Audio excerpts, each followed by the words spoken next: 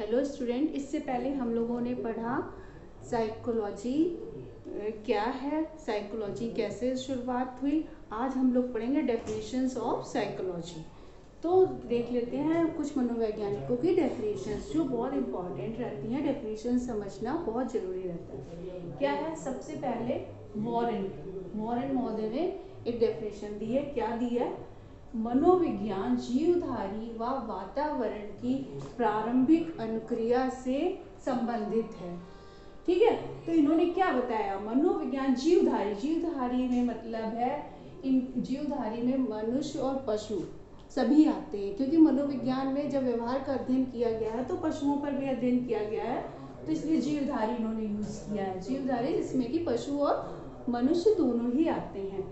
तो जीवधारी व वातावरण की प्रारंभिक अंतःक्रिया से संबंधित है। जीवधारी वातावरण के साथ जो प्रारंभिक रूप से अंतःक्रिया करता है, अंतःक्रिया यानी कि जो संपर्क में आता है, आपसी जो अंतःक्रिया होती है, उससे संबंधित अध्ययन ही मनोविज्ञान है। ठीक है, अब दूसरी परिभाषा वुडवर्थ ने दी है। वुडवर्थ ने क्या कहा है? व्यक्ति के पर्यावरण के संबंध में, ठीक है, व्यक्ति के पर्यावरण के संबंध में व्यक्ति की क्रियाओं का विज्ञान मनोविज्ञान है।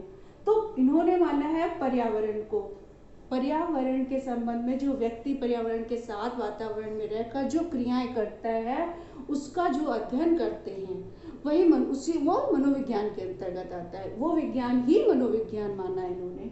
वातावरण यानी कि जो हमारे आसपास, सिर्फ वातावरण यानी कि पर्यावरण से मौसम से नहीं लेना देना है, जो आसपास लोग हैं, आस पड़ोस, स्कूल, फैमिली, सभी पर्यावरण में आ जाते हैं। तो पर्यावरण के संबंध में व्यक्ति की क्रियाओं का विज्ञान मनोविज्ञान है। अब तीसरी परिभाषा मन ने दी है। मन ने क्या कहा है? मनोविज्ञान आज व्यवहार की वैज्ञानिक जांच पड़ताल से संबंधित है, यानी कि व्यवहार की वैज्ञानिक जांच करता है। तो वही मनोविज्ञान में हम आज क्या कर रहे हैं? व्यवहार की वैज्ञानिक रूप से, तभी तो मनोविज्ञान को विज्ञान कहा गया है, जबकि ये कला संकाय का एक विषय होकर भी इसे हम विज्ञान की श्रेणी में रखते हैं। क्यों? क्योंकि इसमें वैज्ञानिक जांच पड़ताल होती है, वैज्ञानिक विधि से जांच पड़ताल होती है। अब हम लोग ये समझ लेते हैं मनोविज्ञान में क्या अध्ययन होती है, किस तरह की अंतःक्रियाओं का, प्रतिक्रियाओं का अध्ययन करते हैं हम। तो वो क्या है? जैसे हमारी स्मृति है, मेमोरी, लर्निंग, इमोशंस, ये सारी प्रतिक्रियाओं का अध्ययन हम मनोविज्ञान के अंतर्गत करते हैं। ठीक है, तो आगे जो हम पढ़ेंगे साइकोलॉजी में तो ये सब पढ़ेंगे। स्मृति क्या होती है, संवेदनाएं क्या होती हैं, ठीक है, लर्निंग कैसे होती है और अवधान क्या है, ये सब हम आगे चल के अपने इसी बेसिक ऑफ साइकोलॉजी में पढ़ेंगे। तो ये प्रतिक्रियाओं के प्रति जो व्यवहार होता है उसी का अध्ययन हम मनोविज्ञान के अंतर्गत करते हैं। और प्रतिक्रियाएं क्या है? स्मृति, संवेदना, लर्निंग कैसे होती है, प्रत्यक्षीकरण कैसे होता है। ठीक है, अब हम देख लेते हैं मनोविज्ञान को विज्ञान क्यों कहा जाता है, जबकि ये एक आर्ट का सब्जेक्ट है।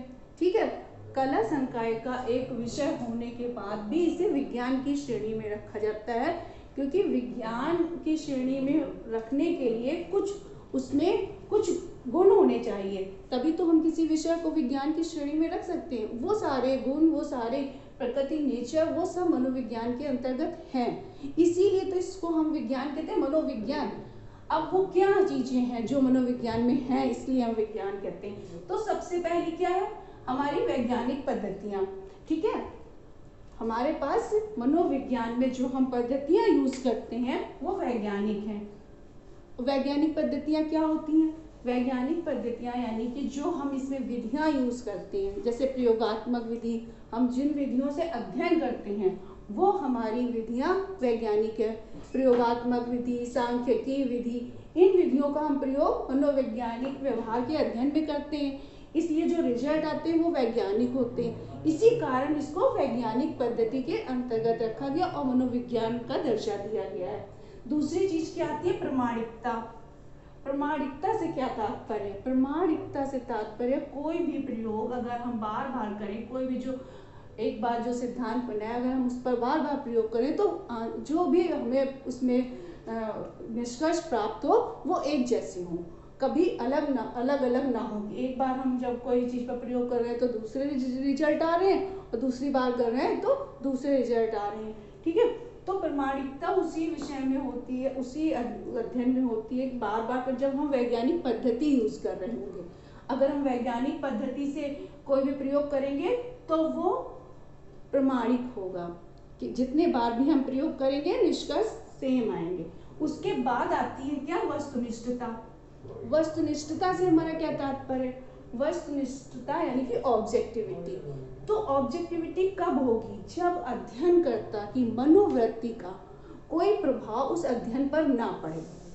ठीक है, यानी कि जब एक अध्ययनकर्ता अगर किसी चीज पर प्रयोग कर रहा है और जो निष्कर्ष निकाले हैं, अगर कई अध्ययनकर्ता भी उस पर प्रयोग करें और सेम निष्कर्ष निकले, वही निष्कर्ष निकले जो एक अध्ययनकर्ता का है, वही 4-5 जितने भी कर रहे हैं सबके रिजल्ट वही आए।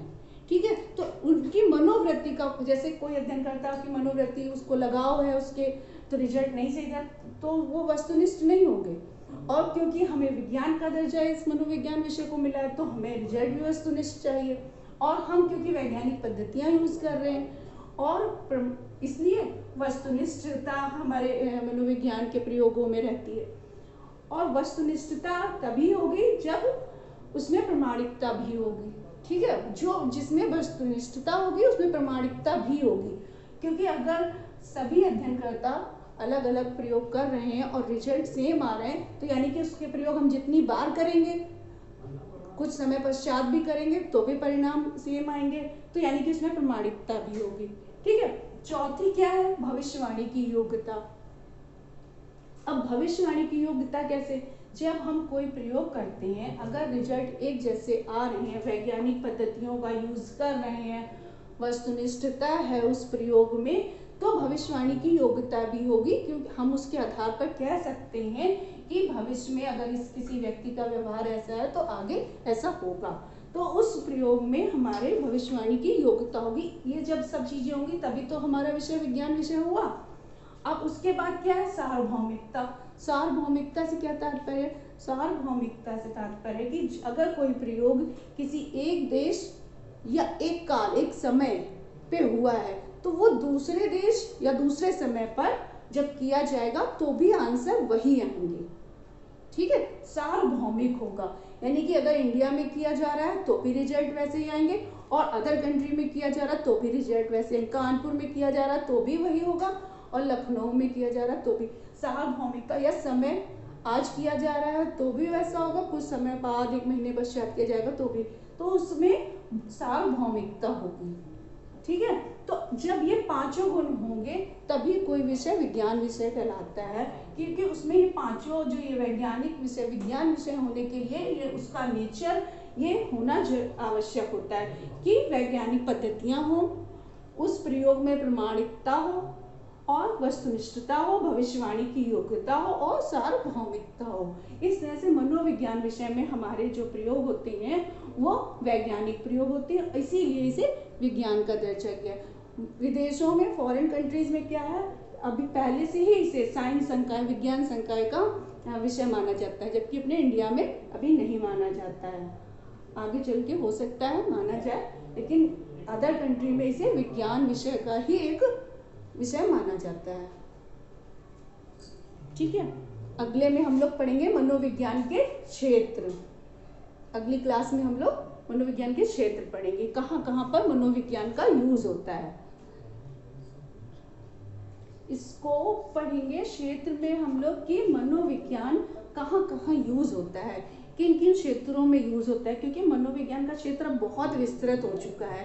पहले इतना विस्तृत नहीं था, लेकिन अब मनोविज्ञान बहुत विस्तृत क्षेत्र में यूज होता है। जैसे असामान्य मनोविज्ञान है ना, और व्यक्तित्व मनोविज्ञान है, बाल मनोविज्ञान है, शिक्षा में भी मनोविज्ञान का बहुत बड़ा महत्व है। ये सब हम आगे पढ़ेंगे, क्योंकि शिक्षा में जो हमारे नए नियम बनते हैं वो मनोवैज्ञानिक ही बनाते हैं, क्योंकि वो समझ जाते हैं कि बच्चों को किस तरह से सिखाया जाए तो बच्चे अच्छी तरह से शिक्षा ग्रहण कर पाएंगे, वो सरलता से कोई चीज़ सीख सकते हैं। ये मनोवैज्ञानिक ही डिसाइड करते हैं।